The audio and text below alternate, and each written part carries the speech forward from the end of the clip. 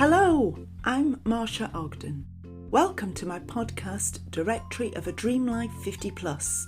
It's for anyone who's passed that milestone, like me, by a long chalk, and who, like me, has realised that we could be on this earth for another 30 or 40 years. So let's plan to make the rest of our life the best of our life. Before we get started with this week's episode, can I just remind you to please review, share and subscribe to the Directory of a Dream Life 50 Plus podcast on whatever platform you're listening on.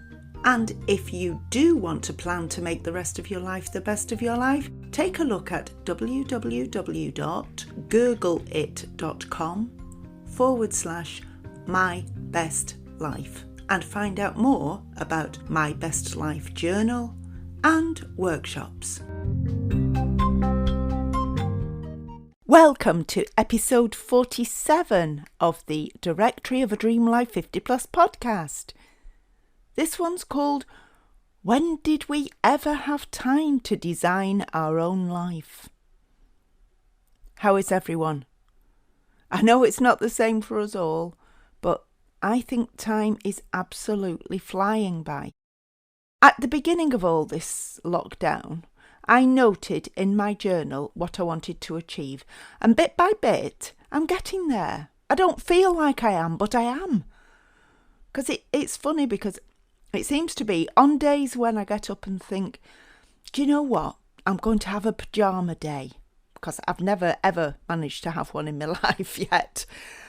Or I think, I'll just take it really easy today.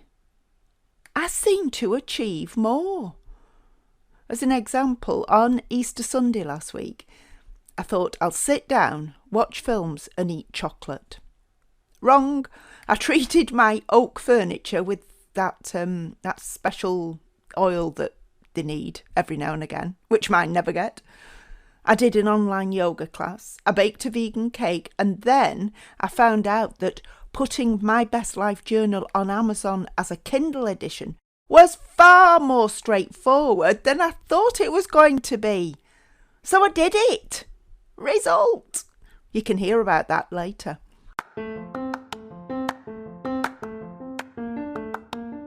If you're not convinced yet that journaling can change your life, or perhaps in these very strange times of lockdown, you're just on a really strict budget, well, guess what? I've published the Directory of a Dream Life 50 Plus My Best Life Journal onto Amazon Kindle at just £6.97 UK or $7.99 US. Because obviously, having published the Directory of a Dream Life 50 Plus My Best Life Journal, I am going to keep stressing the benefits of journaling. And now, do not tell me you haven't got time. My journal is a year long. It's undated, so you can start it when you want. And the pages are big, so there's lots of room for a reflection and planning. And it's not just a diary or a planner, it's a place to write your thoughts and work on breaking bad habits and developing new traits and skills. And as I say, at £6.97 it's a snip.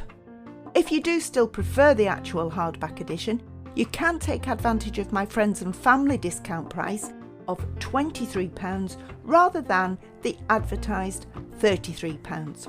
All the links will be in the show notes. You'll love my guest this week. If you're feeling a bit down, she will cheer you up.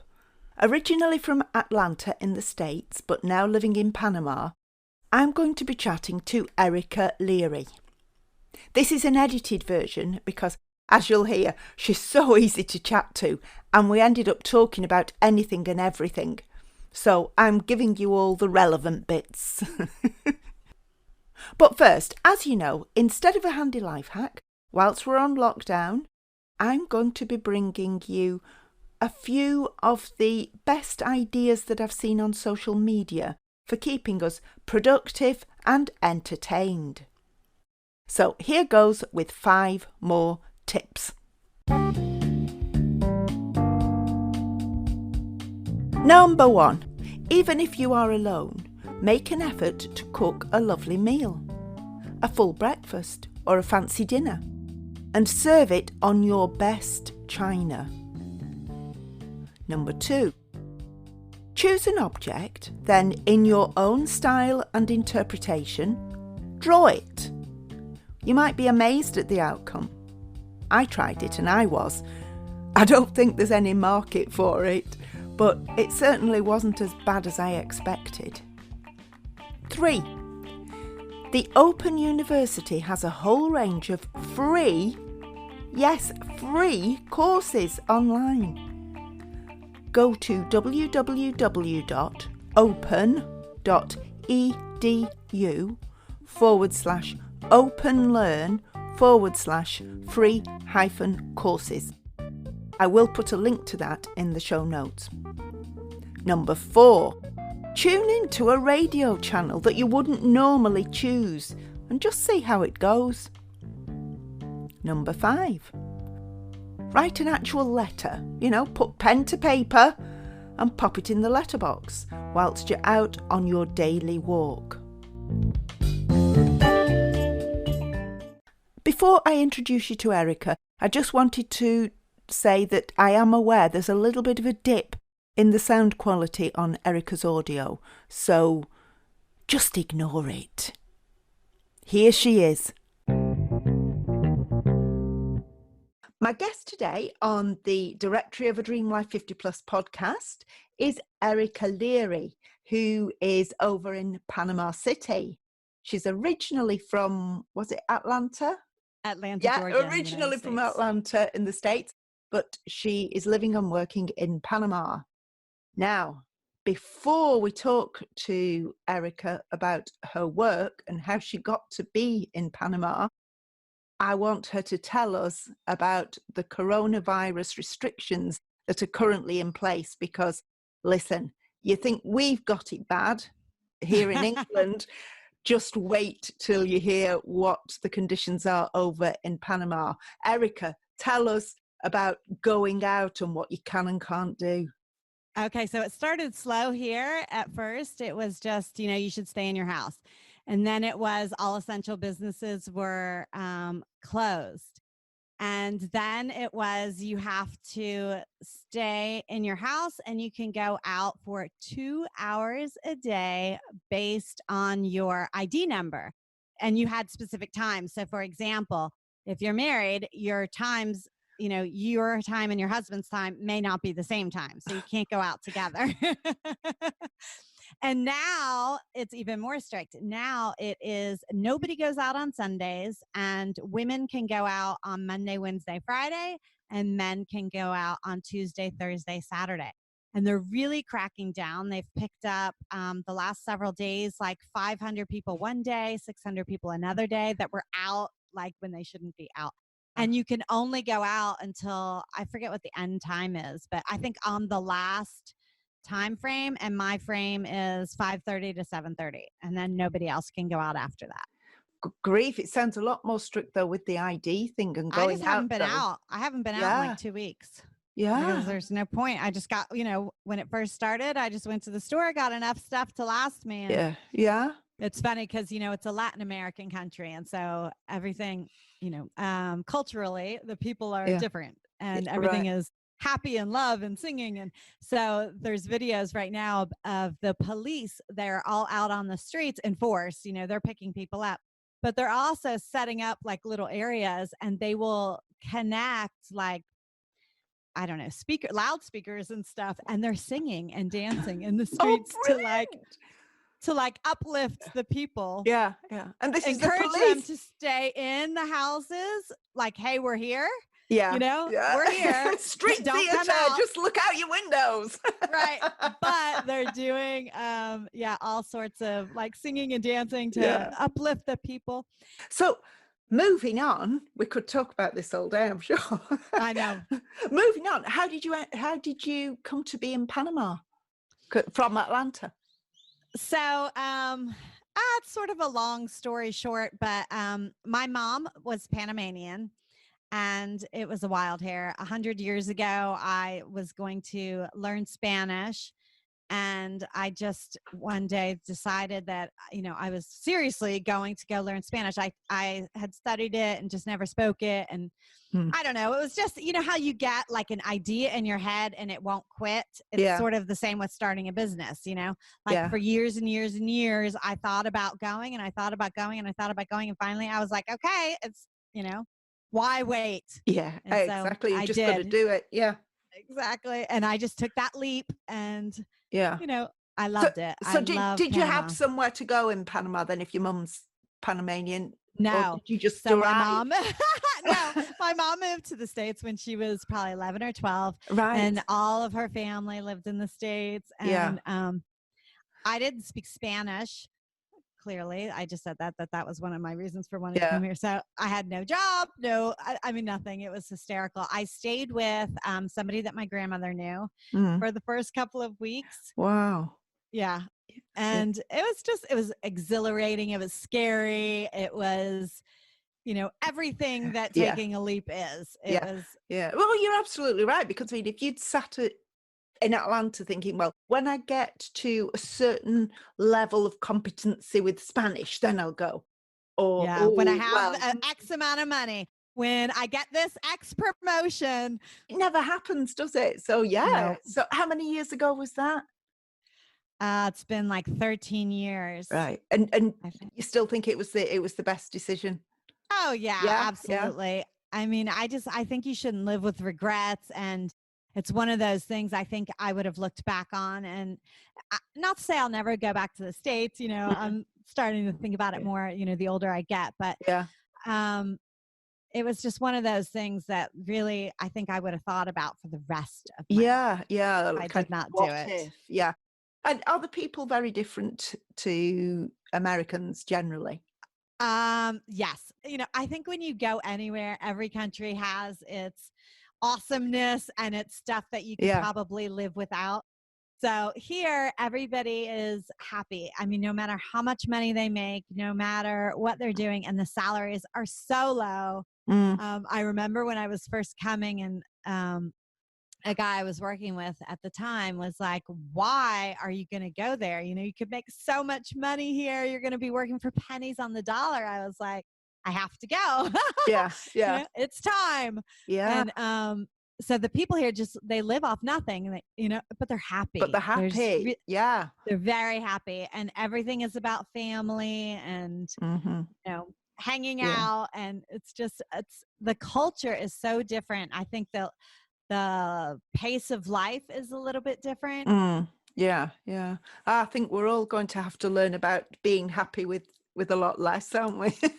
I think this is going to be a real eye-opener for a lot of people. I think a lot of people are really going to take inventory of who they are and what they've been doing and change it up. Absolutely, yeah. You're a life by design architect, aren't you? So tell us what that is. So I have a coaching business, and what should I say? I help people discover their passions, and I create customized action plans for them to go through. It's business coaching. Normally I help people start their own businesses, but because I've taken such a huge leap myself in life and in so many different ways, I think that, that's how I kind of relate with a lot of people, because anytime you start something new, anytime you have thought about something for years and haven't taken action on it, it's what kind of scares you to death, but it's also the thing that, you should really make a move on at some point. Absolutely. Well, I'm always quoting this. I don't know if you know the motivational speaker, Les Brown. But he always says that the cemetery is the richest place on earth, because that's where all the artists, all the talent went to die. All their ideas with them. And all their ideas, because they didn't get up and do it. And exactly. I think people talk a lot about what they want to do and how they want to do it, and they never do it. Like my parents' friends talked incessantly about retiring and where they were going to retire and how they were going to retire. And one by one, they all died. Yes. And never went to where they were talking about, never did what they wanted to do. My parents actually ended up moving to Panama in 2012 and retiring here.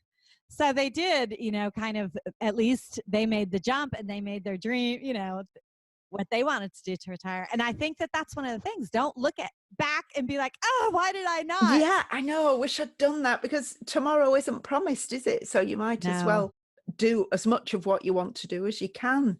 So how can you help us? How can you stop us from losing our mojo? Okay. And this is pretty relevant to today. I Absolutely, think a lot of people are either losing it or going to lose it, right? In this time. And I think it's, for your particular audience, once we hit our 50s and up, we're kind of lost. We're thinking like, who am I? What do I want to do when I grow up? And then sitting around the house kind of, sometimes just takes it out of you. Like, it makes you feel like you don't want to do anything. Just the absolute opposite. So I think, kind of rediscovering some sort of a passion, or getting back in touch with yourself and who you are and what you really want out of life.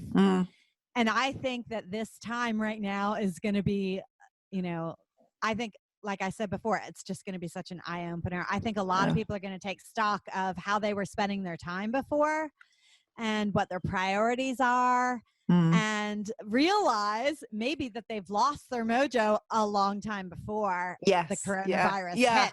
And they've been doing something that they wasn't making them happy. Go through the motions, go through the motions. And so, some of us wake up and we're like, oh my God, I don't know where I am, what I'm doing, I'm lost, that kind of thing. Some of us, that sort of hits, but other people just sort of keep going through life and never realize it. They don't stop to analyze whether they're happy, or is this going to give me what I've always dreamt of, because they've never really thought about what they would like in the future. And now they have nothing but time to think about. Exactly. And I think it can go the other way as well. From being a motivated person, if you allow this to get on top of you and you go down the route of, I've spent a month sitting on the couch watching Netflix, it will be very hard to get your mojo can't do back. It. Yeah. I think you can't do it. I think you need to find the way to get your mojo back right now. I don't think you can. This is not one of those times where you're going to say, when this happens, I will. When this ends, I will. You cannot. You've got to keep going. Yeah. And because the advantage is we can stay in communication. We can't be in physical touch, but we can be in communication with the and the I internet. Find that's funny you mentioned that, but I find that people are communicating now way more than they ever communicated, a month ago. And I wonder and hope, if that will continue. So how do you help us to get this passion back and get our mojo back? So I have a program that I offer when I go through people. It's called the Absolute Game Changers, and I can give you links to that later. But in a nutshell, I have a series of questions. I love asking questions, and I just have a series of things that I think people should go through.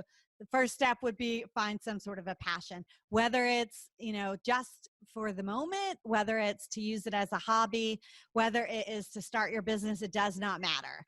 We all need to have something that wakes us up in the morning that we're excited about, that keeps us up at night, not because we're so stressed out, but because we can't wait to be able to work on it, or to be able to think about it, or, something that gets that mojo going again. And so I think, just if you want me to, I can ask a couple of the questions. I think it's simple. Yeah, please. Like you just said before, people don't sit around and think about it. People just never have the time. They don't allow themselves. And I want to say, I know your audience is both men and women, and I work sometimes both men and women, but the reality is, I think women do this more than men, is we don't allow ourselves the time to think about ourselves and to figure out what's going on with ourselves, and to wonder, if there is something else out there. Yeah. And so I think right now people are doing it. So I'll go through the quick questions. And if you guys want to write them down, you can probably remember them. They're short and quick. But the first question I think everybody should ask themselves is, can you name one thing that you liked to do as a child and you gave up on it because it was not something you could do as a career? So, singing, photography, a lot of people do a lot of things and, gave up on it because, your mom might have said, hey, you are not going to be an actress, go get, Yeah. go get a degree in something besides that, That happened to me, and now I am an actress. Oh, see? But the thing I've started doing since lockdown is playing the piano. I gave up on that as a teenager. So now I've got a goal. I've given myself a goal that, I'll come out the other side of this, because it's not going to be anytime soon. So exactly. When I come out of this, I will be much more confident and able to play the piano. See, that's beautiful. That's beautiful. And I mean, there are ways you can spin things, if later on you wanted to turn one of your passions into a business, there are all sorts of spins you can put on things. But for the moment, it's just really think about it. And what is it that you really, loved doing? Because a lot of people forget. A lot of people just forget that they loved to do something when they were a child because they never think about it. Yeah. So the second question is, what am I doing? This is very funny. And this is one of my questions that I always ask everybody. And it's so funny for right now. But what am I doing when I completely lose track of time? Like you get so involved in something and you just like forget to even eat. Like what is it that you can get so engrossed in that you just forget where you're at, what you're doing, and you're not concerned. So that's one of those things like that you can get super engulfed in. Like if you can sit down and play the piano for 3 hours in a row, clearly that's something you're into. If you could get on a stage and act for 6 hours in a row and be like, oh my God, I'm famished the minute you get off and you're like, I didn't eat breakfast or lunch. I've been practicing too long, Yeah. That kind of thing happens to you when you're really into something. And so trying to get that feeling back is what we're after here, right? And then the last question is, what could I talk about for hours on end to the point of just annoying people? So a lot of people, when they're super passionate about something, they want to talk about it. And typically your spouse doesn't give a crap. They're not interested in whatever it is that you're talking about. And you have to train yourself, okay, he's not my audience. Those are really good questions to ask yourself, and particularly at the moment. I think that as well, like you say, with women, we feel guilty if we're thinking of something that's a bit self-indulgent or spending time doing something self-indulgent. But a lot of your audience can probably relate to this, but you spend your whole life working and making a good home and, helping your husband or your children or, your parents, now that we're getting older. I mean, mine have already passed though, but for those of you that still have them, helping your parents, whatever it is.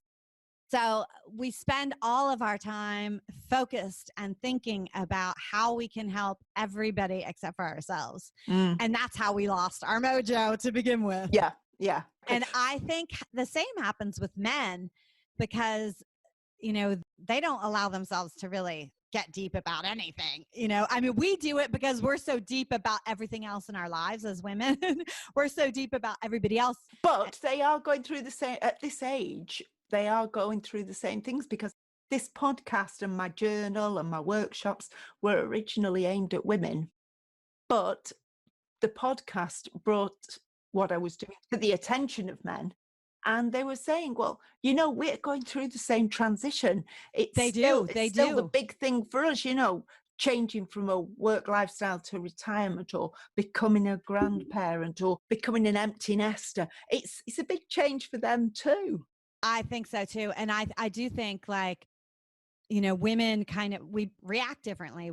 Women will get more involved in somebody else's issues, your parents, your kids, whatever. But men don't know where to put that energy. And that's what ends up happening. That can cause a serious crash. Yeah. How can we work with you? Is it an online coaching or? Yeah, so I do offer online coaching, and that's at absolutegamechangers.com. On there, I have like a free guide just to help you find your passion and get going. So that's just for free. Right. You don't have to sign up for coaching or anything. Also, right now, I've been going live on my Facebook page. My profile page or whatever, my Erica Leary, Mhm. every day. So if Right. anybody is interested, I go live every day, and I like to talk about a lot of motivational stuff, which, right now is very pertinent. And really, what other time in our lives have we had? I mean, since you were 5, when you had so much time to Yes. really figure out, hey, what is my next move going to be? Yeah, yeah. Before you go, can I ask you a question? It's one that I ask all my guests. If you met teenage Erica and she was to look at where you are now, what's one thing that she would be proud of? And what's one thing that would make her say, oh, I wish we'd done that differently? That's such a great question. All right. So proud of, I would say that I've been a very persistent person in my life. I have gone for things that, I had to go for over and over and over again. And I would say going for it. I mean, like, I don't want to look back and regret anything. Mhm. So I would say that's one of the things I'm proud of myself for doing. I think I do Yeah. things that a lot of people would never, do. And that's personality too. My brother, doesn't have the same personality that I have and would never do half the things I do. But within your personality, Yeah. don't look back and regret what you would do within your Mhm. personality, right? Yeah. It doesn't have to be, move to another country. I mean, that's, my brother would Like never, somebody did. right. I mean, that would like never even be in my brother's vocabulary, but don't regret, not going for that promotion, or don't regret, not asking the girl out, or whatever it is, Yeah, just go for it. Yeah, yeah. Is there anything that you think, oh, yeah, I wish I had done that differently? So this is very funny, but my answer is going to almost sound like a plug for you, but this is my true answer. You sell some sort of a journal, I think, right? Yes. My answer is I would have started journaling years ago. Me too. Years Yes. ago. Yeah.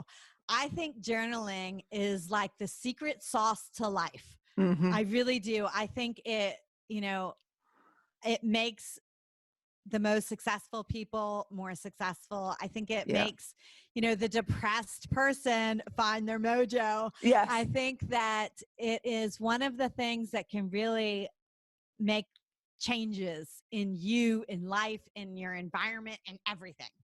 Yeah. I think it's good to get it out on paper. I think that a lot of times, people weigh themselves down with so much thought going on up there. And when you get it down, it comes out. I mean, it's powerful. I think journaling is so, so powerful. So Yeah, that would be my one thing. absolutely. Like, Yeah, start journaling yeah. young and keep going. And I haven't paid Erica to say that, by the way. Funny. That is Yeah. funny, but it's not. I have to say, it's been absolutely lovely talking to you and finding out about Panama as well, because my geography is rubbish and my knowledge of what's going on everywhere else is rubbish. Oh, it's summer here year round, just for your knowledge. It's like 90 degrees right now. Really? Wow. Yeah. And It's that's like 86 is about the average. yeah, that's what would be sort of really hard for us to comprehend. It's having to stay in when it's so beautiful and hot outside. Well, I sit right by the window so I can see all of the beautiful sun, but I wake up like 4 in the morning, and so it's pitch black. And so as I'm working, I start hearing like I just love that, I like love you start that. hearing the birds chirping, and you're like, I oh, love they're as excited as I am to be alive today. Oh, fantastic. Oh, can I just say thank you so much for being a lovely guest. Thank you. It's been awesome. I really appreciate the opportunity to come on and speak to you and your awesome audience. And I will put the links in the show notes. And if anybody wants to grab the free resource that Erica mentioned on the website or join the Facebook group, please do so. I will be. Well, have a fantastic rest of the day. I'm not going to say whether it's Monday, Tuesday, Wednesday, because frankly, I have no idea. It's just a day. Thank you. It was so nice to meet you. And you. Thank you so much. I hope you enjoyed that. As I said, Erica is a joy to talk to, so bubbly. The Facebook Lives she mentioned are at 7 p.m. UK time. So tune in using the link in the show notes. The answer to last week's quiz is the Daily Mail. If you want to know what the question was, then you'll have to listen back to episode 46. Here's this week's question. Which movie won an Oscar for the Best Picture of 1973? The answer I will give you next week. No Googling. Thanks so much for listening this week. Remember to tell your friends about this podcast and remember my deal on the My Best Life Journal. There's no time like the present to do a bit of self-reflection and to get into the rhythm of keeping tabs on your mind and body self-care routine. If it's something that you thought of doing one day, well, today is that day. Do look after yourselves. If you do need a bit of company, don't forget that you can catch up on the previous Directory of a Dream Life 50 Plus podcasts. If we've learned anything by our age, it's that nothing is forever. It's just a very strange time. See you next week. The Directory of a Dream Life 50 Plus podcast is created and produced by me, Marsha Ogden, and it's available on several platforms, as well as via our website. So please keep listening and tell your friends all about it. Do follow us on Instagram and Facebook too. You'll find all the relevant links in the show notes. Directory of a Dream Life 50 Plus is about making our life happier and easier. So if you do have suggestions or if you'd like to be a guest on the show, just drop me a line at marsha@googlit.com. Have a fantastically happy week and I'll see you next time.